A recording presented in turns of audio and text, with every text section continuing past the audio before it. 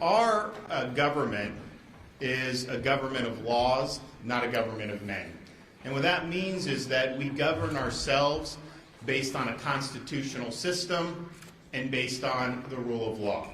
But yet we've seen across this country over the last few years individual prosecutors take it upon themselves to determine which laws they like and will enforce and which laws they don't like and then don't enforce. And the results of this in cities like Los Angeles and San Francisco have been catastrophic. You could go in San Francisco and steal a certain amount of merchandise, and you just would, by definition, not be prosecuted. That has undermined public safety. It has really hurt these communities and has been devastating to the rule of law. So as I saw that happening across the country earlier this year, I asked my staff in my office to look around the state of Florida and to make sure that that was not going to happen here, where you would have individual prosecutors nullify laws that were enacted by the people's representatives. They spoke with law enforcement throughout the state, they spoke with line prosecutors throughout the state, and it all came back to this area here, the 13th Judicial Circuit in Hillsborough County. And the response that we got was a lot of frustration on the part of law enforcement for criminals being let go and crimes not being prosecuted. And so we looked into it and we compiled a lot of the record, and I can tell you it's been a very, very troubling record. So the prosecutor, state attorney for this judicial circuit, Andrew Warren, has put himself publicly above the law.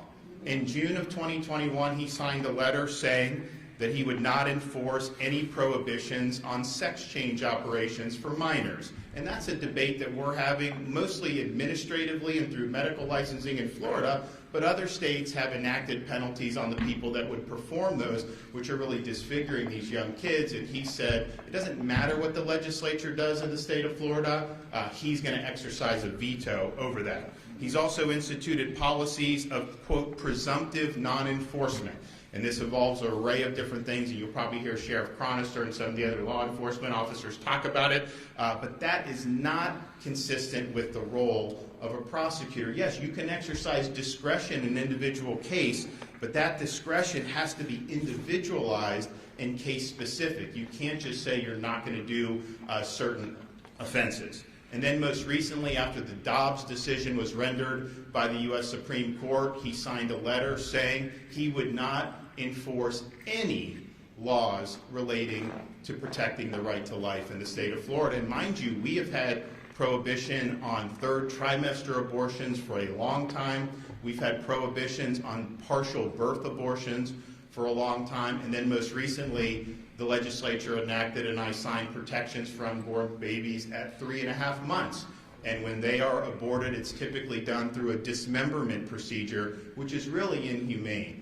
Nevertheless, that is what the legislature has enacted, and it's not for him to put himself above that and say that he is not going to enforce the laws. We don't elect people in one part of the state to have veto power over what the entire state decides on these important issues.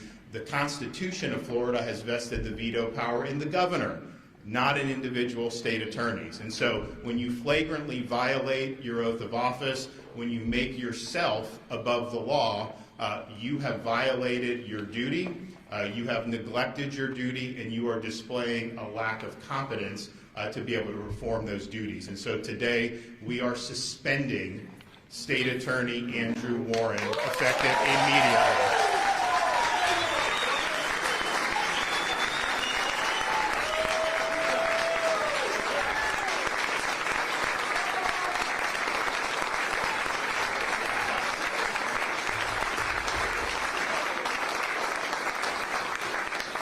We are not going to allow this pathogen that's been around the country of ignoring the law. We are not going to let that get a foothold here in the state of Florida. We are going to make sure that our laws are enforced and that no individual prosecutor puts himself above the law. And I can tell you the states and the localities that have allowed this to happen, they are ruining the day. You want to know why some people are moving to Florida? Because their communities are no longer safe thanks to prosecutors that think they know better than the people's representatives, and they get to pick and choose which laws that they are enforcing. So this was something that had a lot of input around the state. This is something that I think is a very, very important issue across our country, that this movement would be allowed to take hold, where you basically elevate your own personal conception of, quote, social justice over what the law requires of you. And I would note, those who say this represents social justice, look at San Francisco. They had to recall this prosecutor who was put in, funded by people like George Soros, saying he's not going to prosecute. They did the recall election. He was recalled, even in a very liberal jurisdiction. But the places that voted to keep him were the affluent communities who are not bearing the brunt of the policies. The places that voted to recall him were the working class communities, because they bear the burden of ignorance and refusal to enforce the law.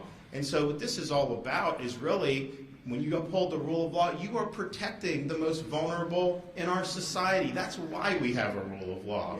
And so I think today's action is obviously warranted. I know that there'll potentially be some Florida Senate could potentially see this depending on how things are going out, but I just think that to take a position that you have veto power over the laws of this state is untenable, and I think it warrants the suspension and eventual removal of office. And so we're happy to be here with a number of people in law enforcement, and so I want to thank my friend and the sheriff here, Chad Cronister in Hillsborough County, and I'm going to have him come up and say a few things.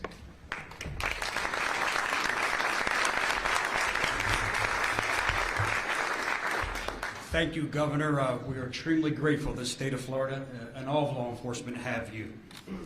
Each day I wake up, I leave my family, and I go to work with purpose and pride to uphold my oath of office and keep everyone in Hillsborough County safe. And the nearly 4,000 employees here at the Hillsborough County Sheriff's Office share these same values. We put our lives on the line for complete strangers. We are resolved to apprehend the criminals who prey on law-abiding citizens in our community. It's our duty, and we trust that our criminal justice system, the state attorney, public defender, and courts will fairly adjudicate the circumstances and hold those who are guilty accountable. Like law enforcement throughout the county, our criminal justice partners also take an oath to uphold the Constitution, the duly enacted laws of this state, and to be the voice for victims and the protectors of public interest. The governor's suspension of State Attorney Warren is not political to me. It's about law and order. It's about ensuring our loved ones are safe. It's about the victims and their voices. There aren't Republican and Democratic victims, just victims. They matter, and they should be heard. Over the last several years, State Attorney Warren has acted as an adjudicator of all, as if some type of supreme authority, by reducing charges, dropping cases, and single-handedly determining what crimes will be legal or illegal in our county. Ask yourself, aren't these the decisions for the courts or a jury of our peers?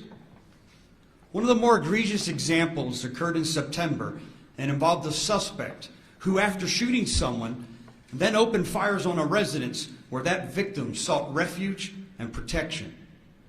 Inside of that house was the victim, his mother, other children, and extended family members who were forced to take cover and hide.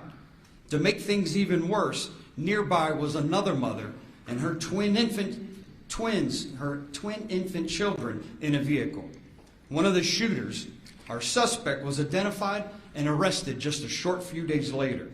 After being released from jail, he was caught and arrested for committing another burglary, and while in jail, the state attorney's office no-files charges on the shooting and the separate burglary charge. Earlier this year, this very same suspect was again arrested for carrying a concealed firearm, and just last week, arrested for the second time on charges of carrying a concealed firearm. My point is, like too many cases, why was this violent offender not held responsible for the original shooting? The state attorney's office explanation to our detective is the depositions would have been too lengthy and complicated. To add a little more context, the suspect who faced no accountability for the shooting, we believe has gang affiliation and involvement in an unsolved homicide. One of the victims in this case, the mother, is extremely angry and frustrated with State Attorney Warren, feeling as though her status as a victim doesn't matter and the state attorney simply does not care. The victim wanted to be here today to tell her story herself, but has to work in order to provide for her family. The victim has lived in a motel since this shooting because she's too frightened to return to that home. Even in the face of this adversity, law enforcement continues to report for duty and uphold their obligation. As your sheriff, I continue to work with my law enforcement counterparts who privately are frustrated with the state attorney, who seems intently focused on empathy for criminals and less interested in pursuing justice for crime victims. As most everyone knows, I'm a tremendous proponent of reducing recidivism. I've created several diversion programs and continue to provide resources, education, and training opportunities for individuals to rehabilitate and improve themselves, while still holding offenders responsible for their actions. These efforts do not involve a blatant refusal to uphold the laws of our state. As the governor just outlined, and as Tampa law enforcement has seen over the years, empowering criminals through a lack of prosecution jeopardizes the safety of our Tampa Bay community and makes them even more brazen to commit additional crimes and continue to victimize the innocent. As the sheriff of Hillsborough County, I am committed to law and order, and I hold myself accountable to the people and would expect other elected members of our community to uphold these same values. Today, Governor DeSantis is holding State Attorney Warren accountable.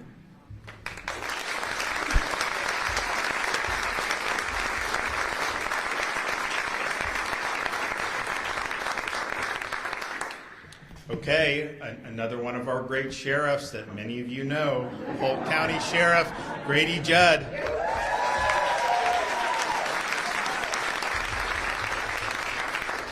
Thank you very much, Governor. It's truly my honor to be a Florida sheriff. And I can tell you I've done this job my entire adult life. I remember, Governor, when the felons owned Florida. It was in the 70s and 80s. I remember that well. I was one of the cops on the street when we couldn't keep the felons locked up. We couldn't keep the criminals locked up, and they preyed on the community. And Governor, they didn't prey on the ones behind the gated communities in the $1 million and $500,000 homes. They preyed on what I call the real working people. And then a magic thing happened. We changed the laws. We decided to hold them accountable. And Governor, it was a Democrat governor that signed the legislation that started us down the path originally to make a positive difference. Now I look around the country today. I've seen a few things. I was recently the president of the Major County Sheriffs of America. I talked to and counseled with the sheriffs from the largest jurisdictions in the entire nation, to include the Los Angeles Sheriff's Office. In fact, the sheriff there was my vice president of the association at one time. And you know what they tell me? They tell me we got a dumpster fire going on in this nation. And you know who's getting burned by this dumpster fire? The working people. You know, it's not safe for people to walk the streets. The homeless aren't being looked out for. The mentally ill aren't being looked out for, and it's by the major people. Now, Governor, I know you'd be disappointed if you didn't see some cards. So let me give you a snapshot of the people that join Prosecutor Warren in not enforcing the law. We just want to enforce the law. It's the prosecutor in New Orleans. Per capita, it's the highest murder rate in the United States. You're going to see a common theme here in a minute. San Francisco, where businesses are closing, where they threw the prosecutor out because they weren't holding criminals accountable. Chicago, I think that speaks for itself. Los Angeles, where the sheriff told me I've got 60,000 homeless. We have criminals running wild. We have innocent people being victimized. And who's responsible there? The prosecutor, the chief prosecutor who's allowing it to occur. He has the law, he has the tools. Baltimore, Maryland. But that's not all. Then there's one of our favorite places, Portland, Oregon. You can set up a chop zone there and just not let the cops come in. You know how long there'd be a chop zone in Polk County? As long as it takes me to drive back there from here. New York, where they're not holding people accountable. Seattle, Washington, and Washington, D.C. So what's the commonality here? Just go look for yourself. Look at the data. The murders are up. Innocent people are being murdered where prosecutors don't do their job. My friend Chad Cronister just gave you an example. We don't have time to stand here all day. But listen, Prosecutor Warren, like the rest of us who ran for public office, we asked for your precious vote in order to enforce the law and do what was right. Then we took an oath to tell the truth, to uphold the Constitution, and to support the laws in the government. And we do that. And we're led by the greatest governor in the United States of America.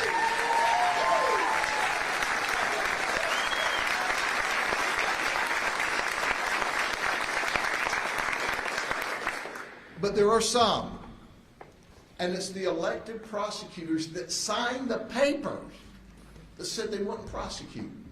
Not we'll evaluate it case by case. We won't prosecute. You know, they're not God. They're not the legislature.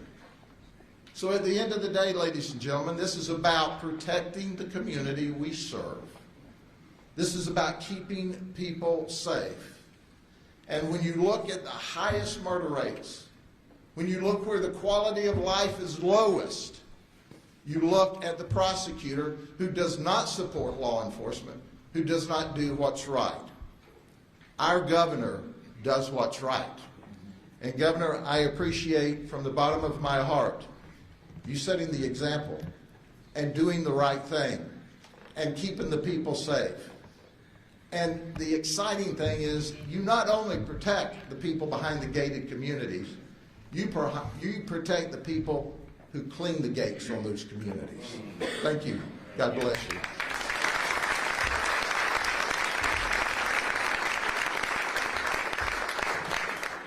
And now with the unenviable task of following Grady is Chris Nacco from Pasco County.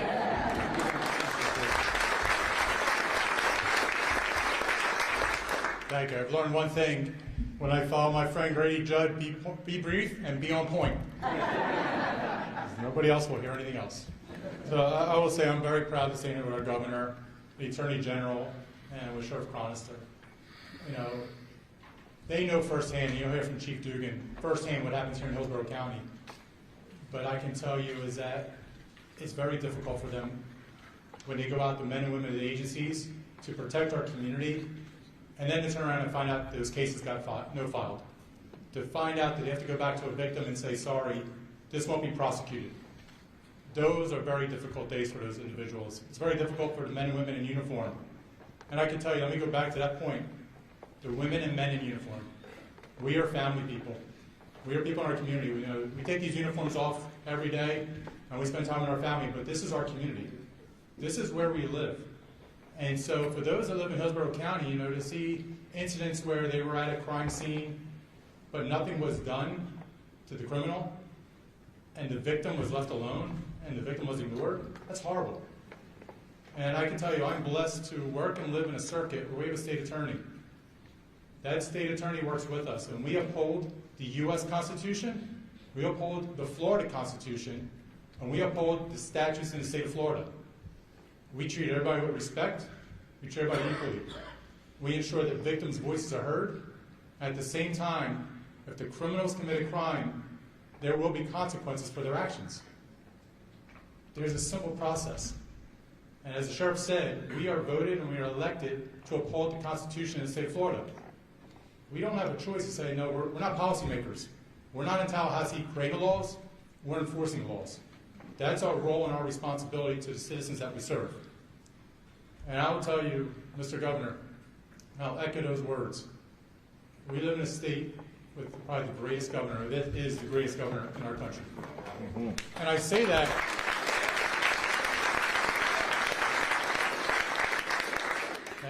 that because I'm not a native Floridian. I moved down myself, but I have buddies that I went to high school with. They're in law enforcement up in other states, and they will tell me how difficult it is for them. They will tell me what they go through, and they say, I'm just trying to get to my pension. That means they're just trying to get to retirement so they can move. We live in a state, we have a governor that will defend us. He will make decisive decisions. It's not just about today, but when schools need to be open, he kept the schools open.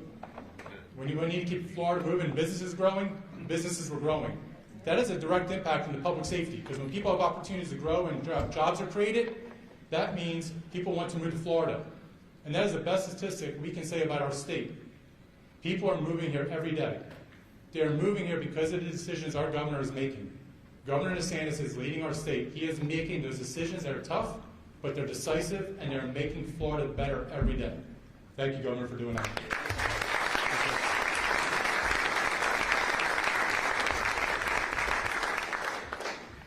All right, well, we're rolling with a Tampa Bay Law Enforcement Hall of Fame with now our Attorney General from here in Hillsborough County, Ashley Moody.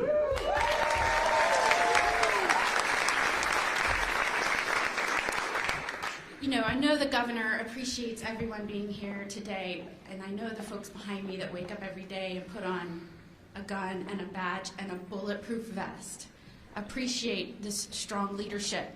Where you are seeing an eradication of stability and safety around our nation, starting with our border, into our large cities, into our states, it's because an executive who has been trusted to enforce and execute laws has abandoned that responsibility. When you see record overdoses, record crime, it is because an executive does not care enough to stand strong and do his or her job. In our state, our top executive is Governor Ron DeSantis, and our Constitution requires that he ensure it is his duty. He cannot ignore when our laws are not faithfully executed.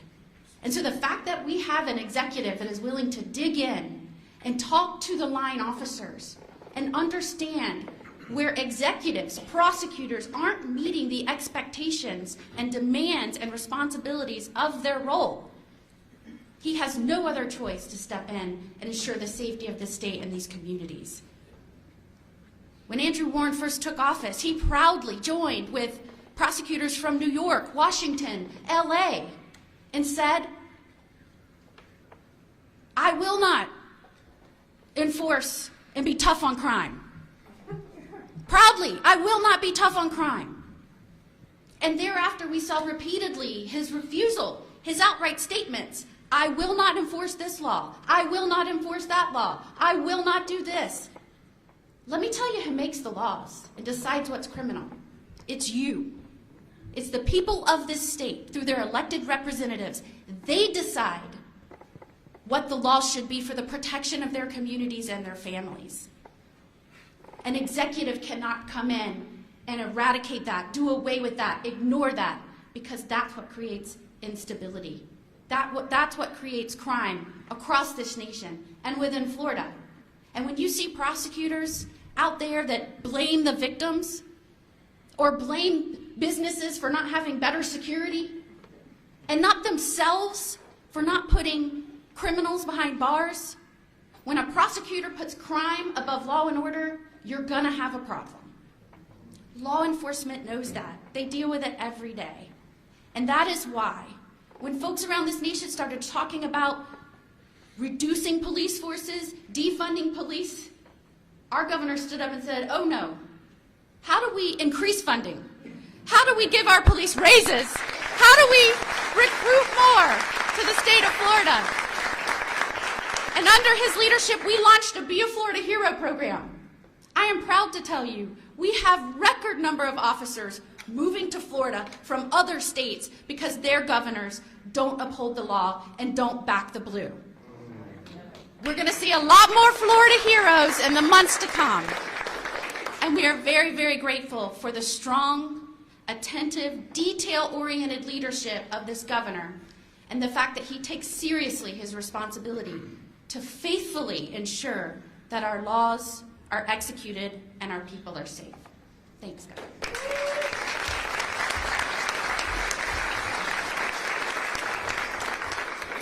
Okay, former Chief of Police here in Tampa, Brian Dugan. Thank you. When it comes to Sheriff Chronister, Sheriff Judd, Naco, and our good governor, clearly I drew the short straw when it came to good looks and hair.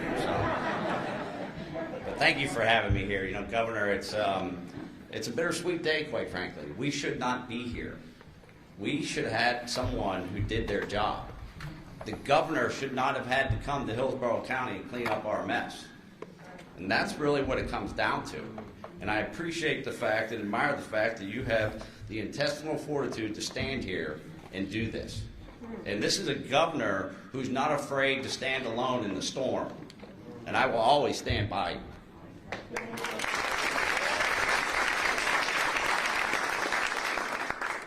So there's probably no one more in the room that's more frustrated with Andrew Warren than me and Sheriff Chronister.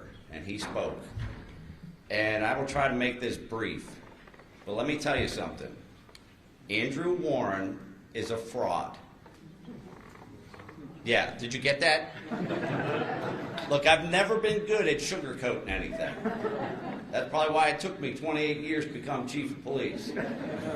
He's a fraud. He has misled the people of Hillsborough County. Do you remember back during the riots when we arrested 67 people one night?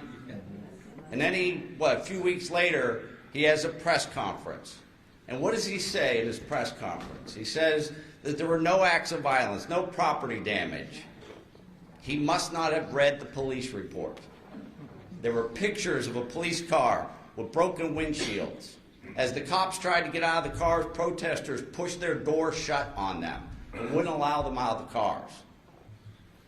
So when you say there's no acts of violence, when you say there's no property damage in a press conference, where I come from, you're lying. Okay? I'm not elected. I was appointed. I'm not running for office right now.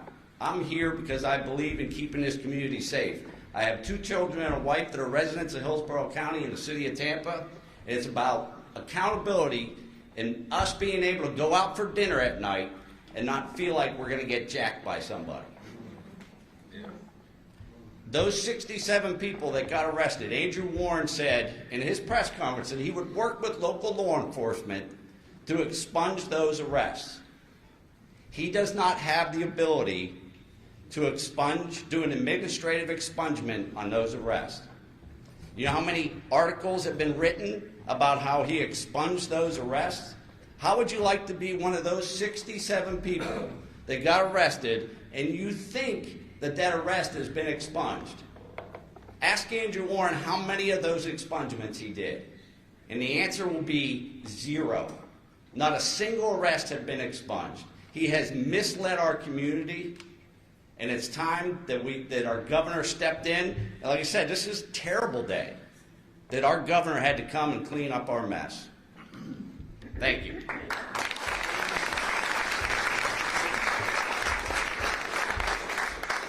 Okay, now we have Representative Mike Beltran from the Florida House. Well, thank you, Governor, and thank you, everyone, for being here. These are some really tough acts to follow, and I'm one of the few folks up on this stage who doesn't have a gun and a badge. And so, certainly, first of all, thanks to our law enforcement. But what I do have, I got a suit, I got a tie, and I got a rule book. And in that rule book is the Constitution. And the Constitution sets forth separation of powers. And separation of powers says that folks like me go out and get folks like you to vote for them to make the law. And when we do that, we send it to the governor, and he decides if it's a good law or a bad law. And sometimes he doesn't sign it, but he's signed all of my things, but had a pretty good track record, but he usually signs it. And then the folks behind me, their job is to enforce it. And then the courts, they adjudicate cases and controversies. And if Mr. Warren wanted to legislate, he should run every 2 years instead of every 4. And we could have done something about that. We wouldn't have to do this. Okay? But he wants to go, he needs to get out of the courthouse, not that he's there anyway, and go up to the State House and legislate, because this is a complete violation of separation of powers. And I want to say something about the governor. Okay? I was reading a book by a former senator, and it said, it's not so much what you do in the situation you're in, it's what did you do differently than somebody else who's in that same situation. And we have 50 governors, and we got about a dozen states where there's prosecutors like Mr. Warren. And some of those prosecutors have been recalled. But we haven't, this is the first governor that stood up and said enough is enough. Okay?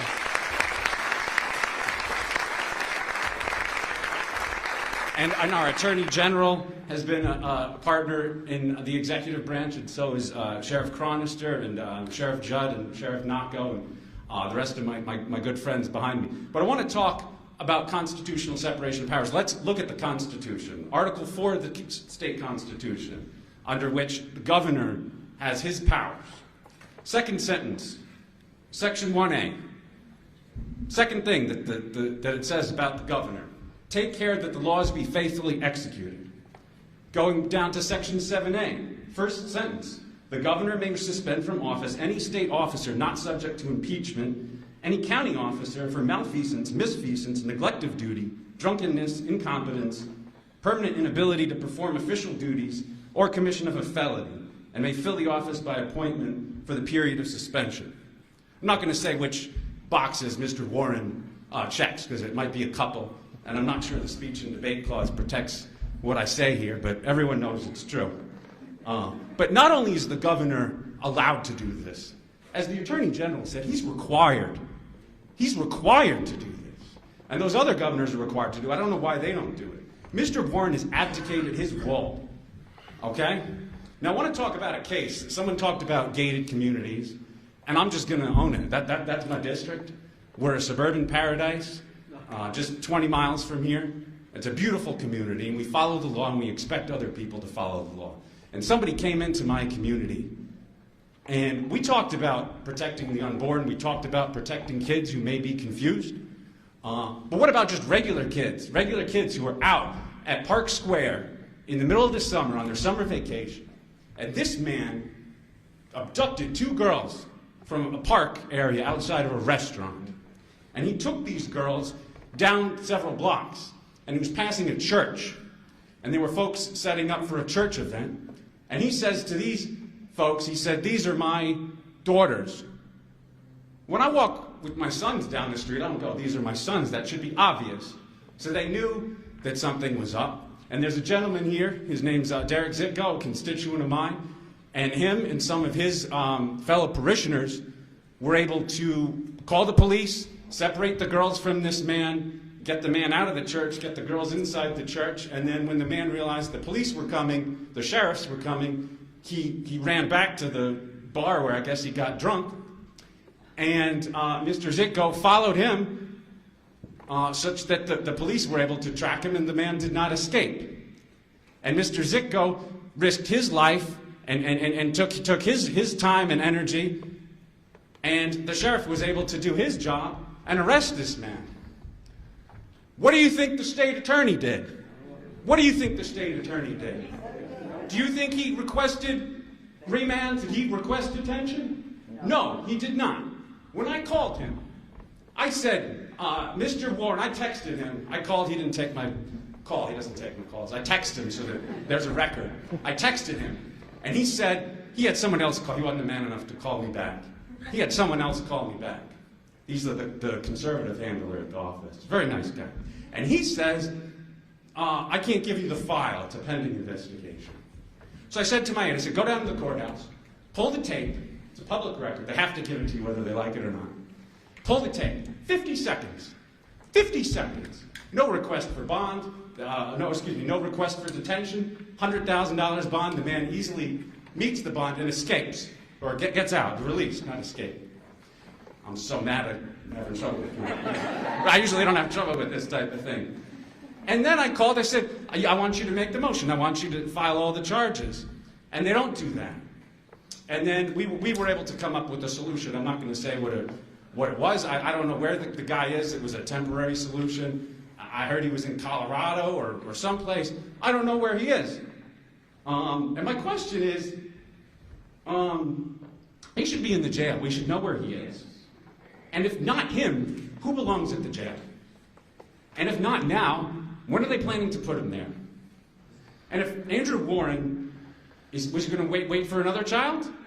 And if Andrew Warren's not going to put him in the jail, then what do we need him for? That's right.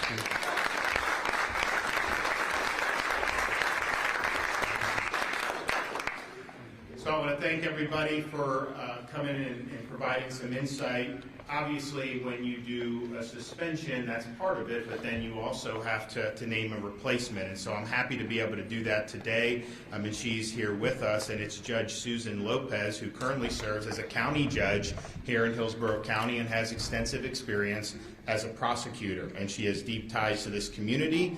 She did serve 15 years in the office in the 13th Judicial Circuit, and I think she understands the role of the state attorney is to apply the law and enforce the law, not pick and choose which laws you like and which laws you don't like. Okay, Judge, come on up. All right.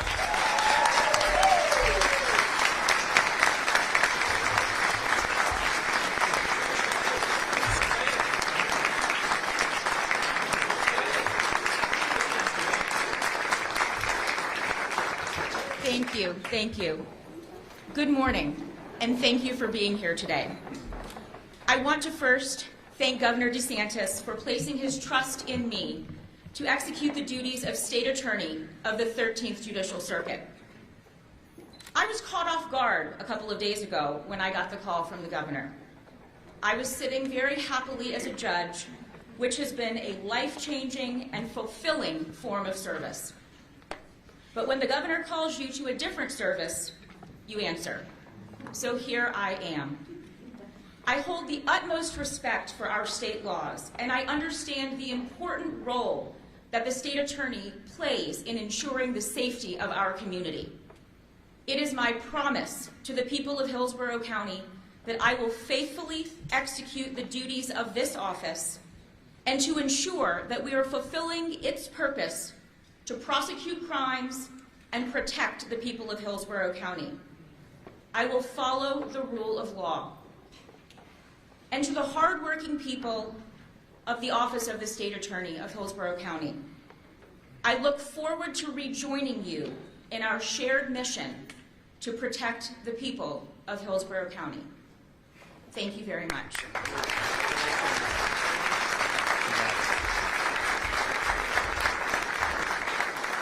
Congratulations. And so we're, I think it is true, you don't want to have to be here, but we really believe that this is a law and order state. We are not going to back down from that 1 inch.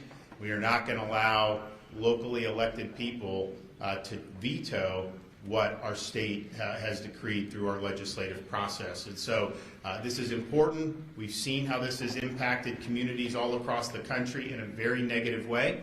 And at the end of the day, when you take an oath to support and defend the Constitution, you must take care that our laws are faithfully executed, and that will start happening in Hillsborough County beginning today.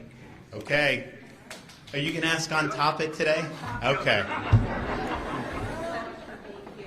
You've made your case. You have some powerful supporters behind you right now. But Andrew Warren was elected by the people of Hillsborough County not once but twice.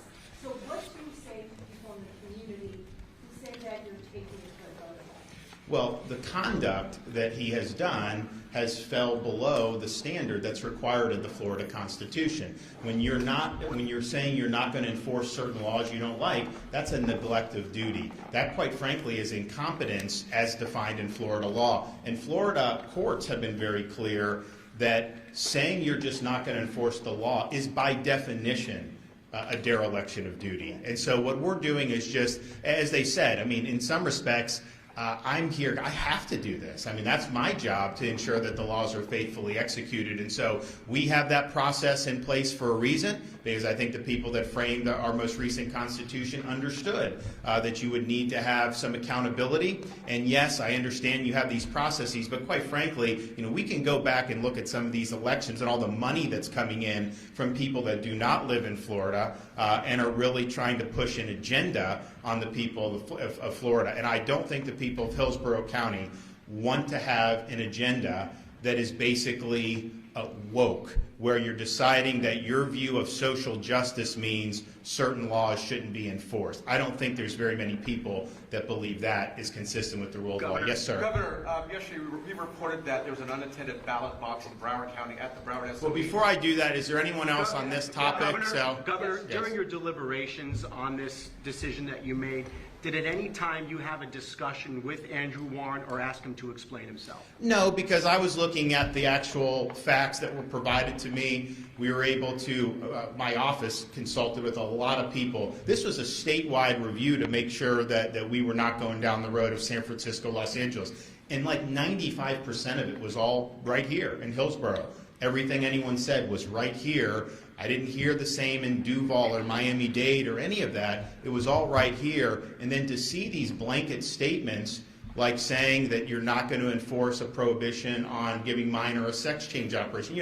A 12-year-old boy can't go in and get a tattoo, but yet somehow, if the legislature were to say that you can't get a sex change operation, and then we have laws that have been enacted. And so he was the only one that was making those types of declarations. He was the only one signing his name to letters that basically said, to hell with the people of Florida, I'm going to do what I want.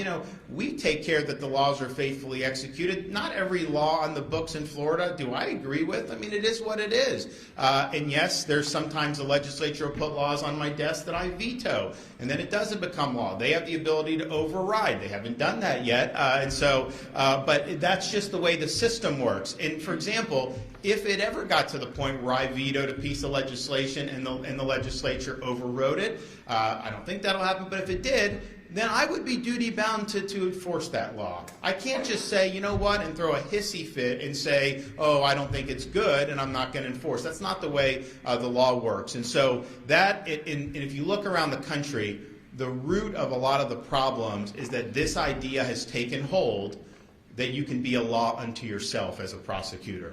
That it doesn't really matter what the legislature does. If you believe that law conflicts with your idiosyncratic vision of, quote, social justice, then that gives you veto authority. And that is not how a constitutional system can operate. That is not how a rule of law can operate. And ultimately, you cannot have safe and strong communities if we're not having enforcement of the law.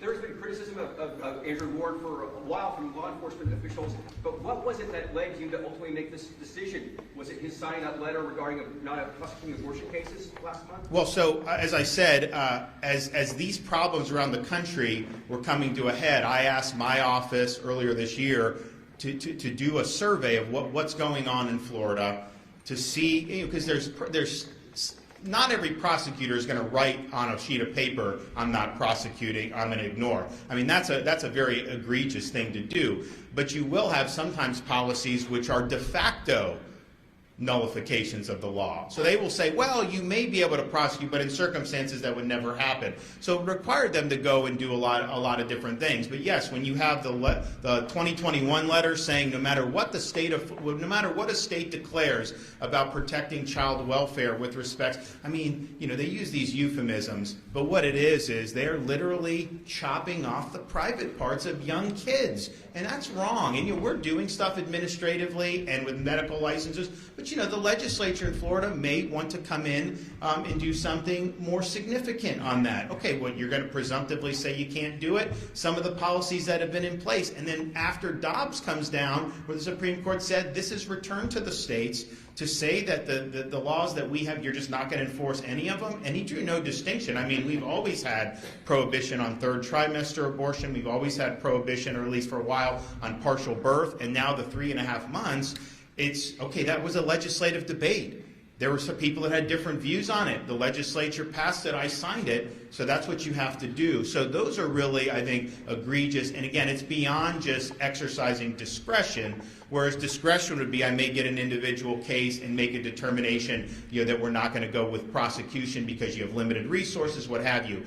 Where it goes across the line is where that ends up being used to effectively nullify what the legislature has done. And clearly you've had that here in Hillsborough County. All right, Javier, is that the Broward? So I just saw that this morning. We have now an election integrity unit. We've got people that are investigating different things as these things come up. That's exactly why we did this, because we can pass all the great laws we wanted in Florida. We're very proud that we've made ballot harvesting a felony in the state of Florida. We're very proud that we have voter ID, not just for going in to vote in person, but for requesting an absentee ballot. We're very proud that we were able to have penalties for counties if they don't clean their voting rolls every year. And we're very proud that we banned Zuckerbucks in the state of Florida. So those are all good. Those are all great, but then the issue is okay, you can have that, but then people violate it and then there's no accountability, then where does that leave us? And so that's why we asked the legislature to enact an election integrity unit in state government where we have investigators, we have law enforcement, we have the ability to work with the Attorney General's office, with our statewide prosecutor, to be able to hold people accountable if they're not following the law. So we have very clear rules. First of all, you cannot put drop boxes in the middle of the community in Florida anymore. We got rid of that. If someone wants to return an absentee ballot, they can drop it off at an election site, but wherever they're putting in a ballot needs to be monitored by an election official the whole time. And there's video coming out saying this thing's just sitting there with no monitoring. You know, that obviously isn't consistent with the law. So we have in place the ability to investigate this stuff. That is being done, and we're going to make sure that our elections are done consistent with the laws of the state of Florida. And you look around the country, they've been doing these elections in different parts this year, and you have an election, and then you have votes coming in for days and days. People don't even know how many votes are out. It takes them forever to count. It's a very opaque process. We don't believe in that in Florida. We believe it's got to be transparent. We believe you count the votes and you declare a winner on election night. That's not that difficult to do. We're one of the biggest states and we're able to do it. Why can't some of these other states do it? So